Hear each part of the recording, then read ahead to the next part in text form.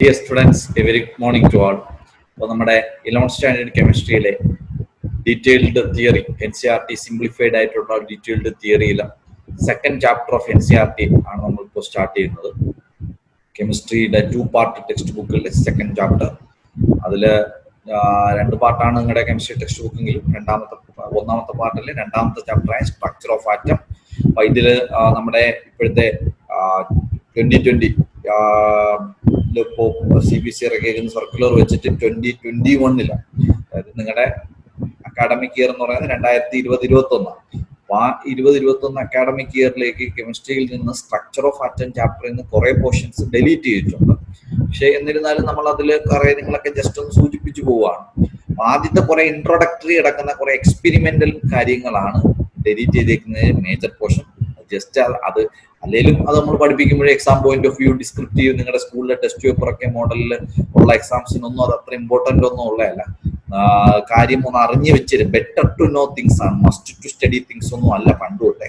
അതിപ്പോ CBSE നമ്മുടെ കൊറോണയൊക്കെ കാരണമുള്ള 2020-21 അക്കാഡമിക് ഇയറിലേക്ക് കുറെ പോർഷൻസ് കട്ട് ചെയ്ത് കളഞ്ഞു. അപ്പൊ നമുക്ക് എന്തായാലും സ്ട്രക്ചർ ഓഫ് ആറ്റം ഈ ചാപ്റ്റർ കുറച്ച് എന്താ പറയുന്നേ ഒരു പേരൊക്കെ കേൾക്കുമ്പോൾ നല്ല എളുപ്പമുള്ളതായിട്ട് തോന്നും. പക്ഷെ അതിന്റെ ഒരു നടുക്കോട്ടുള്ള പോർഷൻസ് എന്ന് പറഞ്ഞാൽ എൻറ്റയർലി പുതിയ കൺസെപ്റ്റ് ആണ്. നിങ്ങളിത് 8th, 9th, 10th ഒന്നും കേട്ട് പരിചയിച്ച ഒരു കാര്യമായിട്ട് ബന്ധപ്പെട്ട് തുടക്കത്തിലെ കുറെ പോർഷൻസ് നിങ്ങൾ കുറെയൊക്കെ 8th, 9th, 10th ലെവലിലൊക്കെ പഠിച്ചതാണ്. അപ്പൊ സ്ട്രക്ചർ ഓഫ് ആറ്റം നിങ്ങൾക്കറിയാം. ആറ്റം എന്ന് പറഞ്ഞ സാധനം വേർഡും അതിന്റെ മീനിങ് ഒക്കെ ആദ്യമായിട്ട് നന്നായിട്ട് സയന്റിഫിക് വേൾഡിന് പരിചയപ്പെടുത്തിയ കെമിസ്റ്റാണ് ജോൺ ഡാൾട്ടൺ.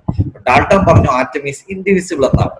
പക്ഷെ ആ ആറ്റം ഡിവിസിബിൾ ആണെന്ന് പിന്നെ തെളിയിച്ചു. ആറ്റം ഡാൾട്ടൺസ് അറ്റോമിക് തിയറിയൊക്കെ നമ്മൾ ജസ്റ്റ് ഒന്ന് some basic concept of chemistry എന്ന ഫസ്റ്റ് ചാപ്റ്റർ നമ്മൾ റിവൈസ് ചെയ്തിട്ടുണ്ടായിരുന്നു. പക്ഷെ സ്ട്രക്ചർ ഓഫ് ആറ്റം എന്ന് പറഞ്ഞ ഈ ചാപ്റ്ററിന്റെ അകത്ത് നമ്മൾ ആദ്യമായിട്ട് പ്രിസൈസ്ലി പഠിക്കുന്നതാണ് sub atomic particles. Sub atomic particles എന്ന് വെച്ചാൽ പ്രോട്ടോൺ, ന്യൂട്രോൺ, ഇലക്ട്രോൺ. അതിൽ ആദ്യം കണ്ടുപിടിക്കുന്നത് discovery of electron J.J. Thomson കണ്ടുപിടിച്ച് പുള്ളി ഒരു എക്സ്പെരിമെന്റ് നടത്തിയിട്ട് ആ എക്സ്പെരിമെന്റ് പേര് cathode ray discharge tube experiment. അപ്പൊ ഈ cathode ray discharge tube experiment ഒന്നുമില്ല, പുള്ളിക്കാരനൊരു കാഥോഡും ഒരു ആനോഡ് 2 ഇലക്ട്രോഡ്സ് എടുത്തു. അതിനെ ഒരു ഗ്ലാസ് ചേംബറിൽ സീൽ ചെയ്ത് വെച്ചു. ആ ഗ്ലാസ് ചേംബറിന്റെ അകത്ത് ഗ്യാസുകളൊക്കെ ഫില്ല് ചെയ്യാം, ഓക്സിജൻ ഗ്യാസോ നൈട്രജൻ ഗ്യാസോ ഒക്കെ ഫില്ല് ചെയ്യാം. അതില് ഗ്യാസിനെ മൊത്തത്തിൽ റിമൂവ് ചെയ്യാനും പറ്റും. ആ റിമൂവ് ചെയ്യാൻ വേണ്ടിയിട്ട് ഒരു വാക്യൂം പമ്പും കൂടി വെച്ചു. ഇനി അല്ലെങ്കിൽ ഫില്ല് ചെയ്ത ഗ്യാസ് നമുക്കറിയാം, എങ്ങനെയാ ടയറിലൊക്കെ എയർ ഇറക്കുന്നത്, നമ്മൾ പ്രഷറിൽ പമ്പ് ചെയ്ത് കയറ്റിയാലേ എയർ കയറത്തുള്ളൂ.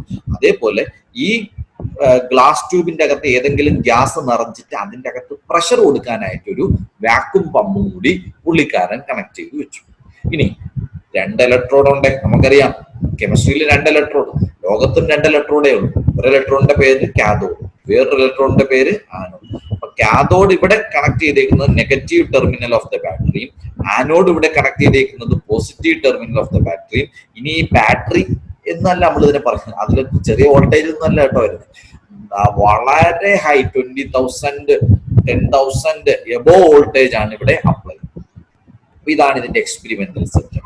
ഇച്ചിരിയെങ്കിലും ഇമ്പോർട്ടൻസ് നിങ്ങൾ കൊടുക്കുന്നുണ്ട് ഈ ടോപ്പിക്കിന്. ഇത് ഡെലീറ്റഡ് പോർഷൻസിൽ കിടക്കുന്നതാണെങ്കിൽ കൂടി ഇച്ചിരിയെങ്കിലും ഇമ്പോർട്ടൻസ് നിങ്ങൾ കൊടുക്കുന്നുണ്ടെങ്കിൽ ഈ ഡയഗ്രം വരച്ച് ലേബൽ ചെയ്യാറ്. ഇത് ഏതാ, ഇതെന്തുവാ ഈ ഡയഗ്രം ഒന്ന് പറഞ്ഞേ. ഈ ഡയഗ്രം എന്ന് പറഞ്ഞാൽ cathode ray discharge tube experiment. Cathode ray discharge tube experiment നടത്തിയതാരാ? J.J. തോംസൺ. പുള്ളിക്കാരൻ എന്തിനാ, ചായ കുടിക്കാൻ വേണ്ടിയിട്ടാണോ ഈ എക്സ്പെരിമെന്റ് നടത്തിയത്? അല്ലല്ലോ. പുള്ളിക്കാരൻ എക്സ്പെരിമെന്റ് നടത്തിയത് ടു ഡിസ്കവർ ഇലക്ട്രോൺ, ഇലക്ട്രോണിന്റെ discover. So who discovered electron? J.J. Thomson. By which experiment? Cathode ray discharge tube experiment. അതില് ഞാൻ സ്റ്റോറി ഒന്ന് ഓടിച്ച് പറയും, മനസ്സിലാവുന്നുണ്ടെങ്കിൽ തലക്കേറ്റി വെക്കുക, അല്ലെങ്കിൽ നോ പ്രോബ്ലം. നിങ്ങൾ ഇതിന്റെ നോട്ട്സ് എഴുതുമ്പോൾ ഈ ഡയഗ്രം മാത്രം എനിക്ക് വരച്ച് സബ്മിറ്റ് ചെയ്താൽ മതി, വേറെ ഒന്നും ഇതിൽ എഴുതണമെന്നില്ല. പിന്നെ നിങ്ങളുടെ തിയറി മെറ്റീരിയലിലും ഈ നോട്ട്സ് കിടക്കും. അപ്പൊ അതൊന്ന് വായിച്ചു നോക്കുക, ഈ ഡയഗ്രാം വരച്ച് സബ്മിറ്റ് ചെയ്യാം. ഓക്കെ.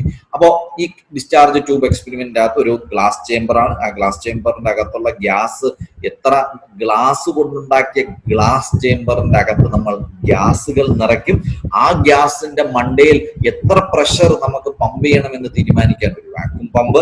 അത് ആ ഗ്ലാസ് കണ്ടെയ്നറിന്റെ അകത്ത് 2 ഇലക്ട്രോഡ്, ഒരു കാഥോഡ്, ഒരു ആനോഡ്.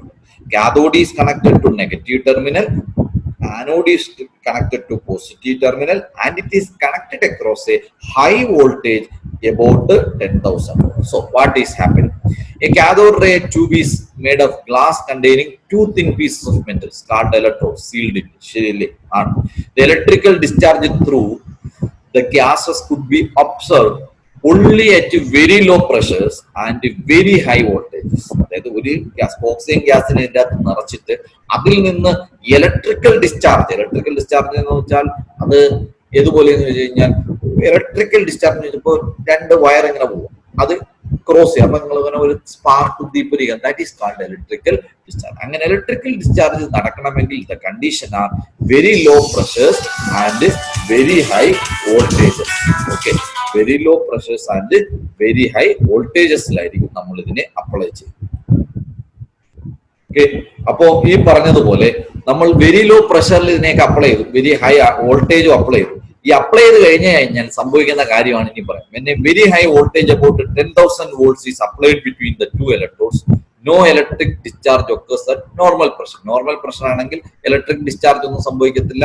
ജസ്റ്റ് ചുമ്മാ നമ്മൾ കുറെ ഇലക്ട്രിസിറ്റി കടത്തി വിട്ടെന്നേ ഉള്ളൂ, ഹൈ വോൾട്ടേജ് ഇലക്ട്രിസിറ്റി. പക്ഷേ when the pressure of the gas inside the tube is less than 1 mm of mercury, നിങ്ങൾക്കറിയാം പ്രഷർ എപ്പോഴും മെഷർ ചെയ്യുന്നത് millimeters of mercuryയിലാണ്. A dark space appears near the electron. ഒരു ഇരുണ്ട സാധനം ഒരു ഇങ്ങനെ വരുന്നത് പോലെ തോന്നും. When the pressure is reduced to 0.01 mmHg എന്ന് വെച്ചാൽ വളരെ നന്നായിട്ട് റെഡ്യൂസ് ചെയ്താൽ it fills the whole tube. ആ ഡാർക്ക് സ്പേസ് അപ്പിയേഴ്സ്, അത് ഇങ്ങനെ ആ ഇരുട്ട് ഇങ്ങനെ പടർന്ന് വരുന്നതായിരുന്നു. When the pressure is further reduced to 10 raised to minus 4 mmHg, the electric discharge passes between the electrodes and the tube begins to flow. അതായത് ആദ്യം ഒരു മൊത്തത്തിൽ മഴ പെയ്യുന്നതിന് മുമ്പ് അറ്റ്മോസ്ഫിയർ മൊത്തം ഇരുണ്ട് വരും.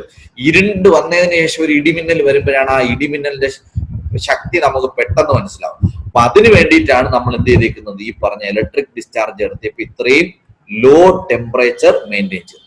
The electric discharge passes between the electrodes and the tube begins to glow. മൊത്തത്തിൽ ഇരുട്ട് വീണിട്ട് എന്ത് ചെയ്യാൻ തുടങ്ങും, ഗ്ലോ ചെയ്യാനായിട്ട്. This is due to the striking of some invisible rays from the cathode, and these rays which start from the cathode and move away from it in straight lines are called the cathode rays or the cathode ray particles. എന്തുകൊണ്ടാണ് ഇതിനെ cathode rays or cathode particles എന്ന് വിളിച്ചെന്ന് ചോദിച്ചാൽ, ഇത് എവിടെ നിന്നാണ് start ചെയ്തത്, കാഥോഡിൽ നിന്ന്. എങ്ങോട്ടാണ് ഇത് മൂവ് ചെയ്യുന്നത്? കാഥോഡിൽ നിന്നൊരു സാധനം എന്താ ഇവിടെ കാഥോഡിൽ നിന്നൊരു സാധനം തുടങ്ങിയാൽ എങ്ങോട്ടേ മൂവ് ചെയ്യാൻ പറ്റും? ആനോഡിലോട്ടല്ലേ മൂവ് ചെയ്യാൻ പറ്റും, കാരണം അങ്ങോട്ട് മൂവ് ചെയ്യാൻ പറ്റും. ഈ കാഥോഡ് റേസിൽ നിന്ന് വന്ന ആ വെളുത്ത ഗ്ലോ ചെയ്ത കളർ അല്ലെങ്കിൽ ഗ്ലോ ചെയ്ത ആ പ്രകാശം എങ്ങോട്ടാ മൂവ് ചെയ്തത്?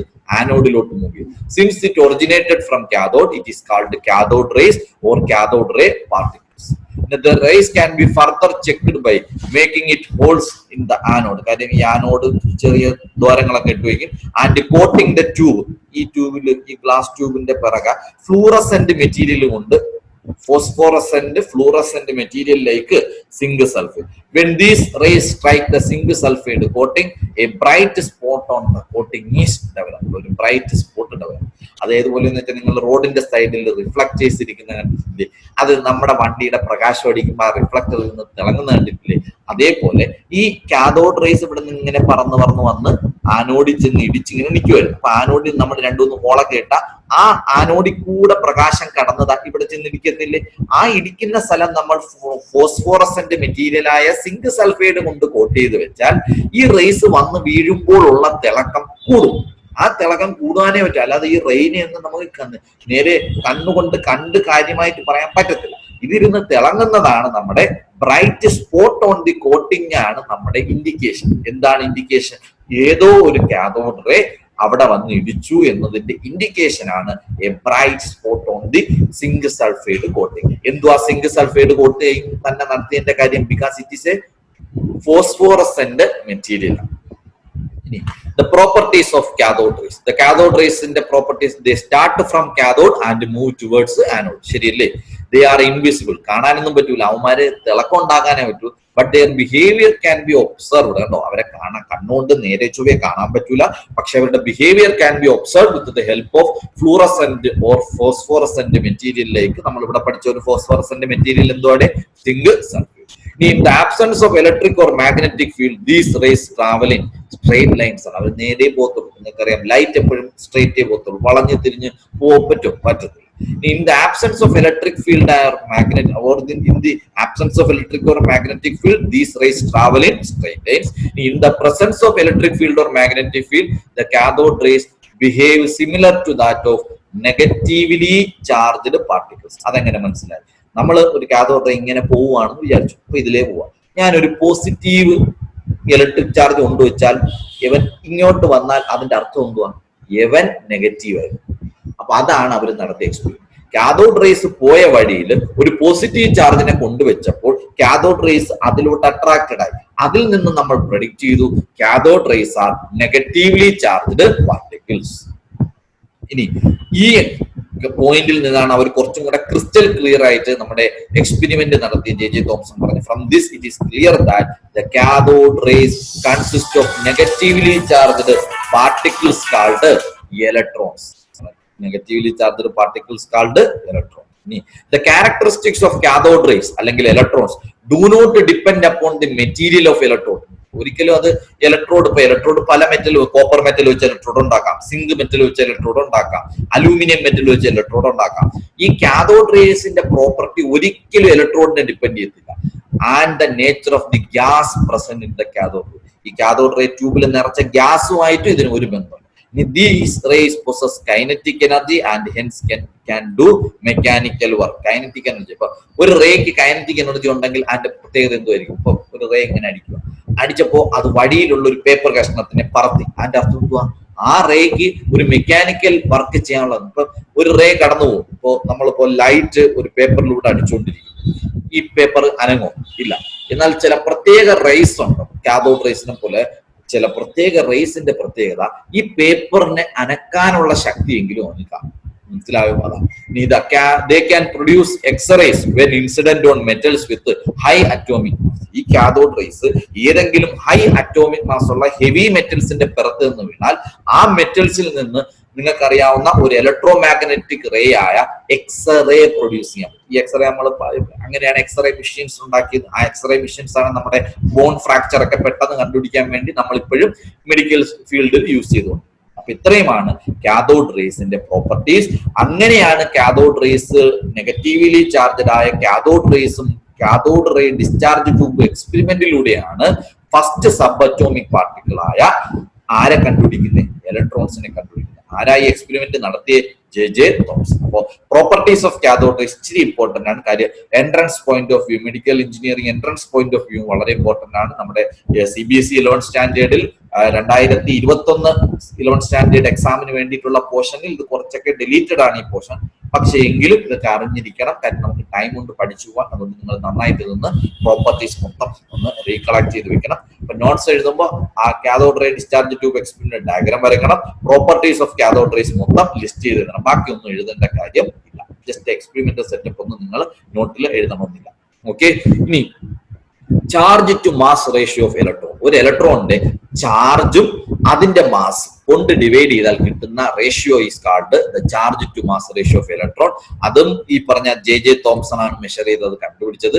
പുള്ളി അതിന് വേണ്ടിയിട്ട് ഒരു എക്സ്പെരിമെന്റൽ സെറ്റപ്പ് ഒക്കെ നടത്തി. അത് ഒരിക്കലും നമുക്ക് ആവശ്യം വരാത്ത ആവശ്യമാണ്, സാധനമാണ്. ഈ പറഞ്ഞ വാല്യൂ ആണ് നമുക്ക് ആവശ്യം. ജെ തോംസന്റെ എക്സ്പെരിമെന്റ് നടത്തിയിട്ട് ഇലക്ട്രോണിന്റെ charge E by mass of the electron കൊണ്ട് ഡിവൈഡ് ചെയ്യുമ്പോൾ, മാസ് ഓഫ് ദി ഇലക്ട്രോൺ ആണ് ME, charge of the electron ആണ് E by ME is equal to 1.758 into 10 raised to 11 coulomb per kilogram. 1.758 into 10 raised to 11 coulomb per kilogram ആണ് ഈ പറഞ്ഞ ഇലക്ട്രോണിന്റെ charge by mass ratio. Where ME is the mass of the electron in kilogram, E is the magnitude of charge on the electron in coulomb. Okay.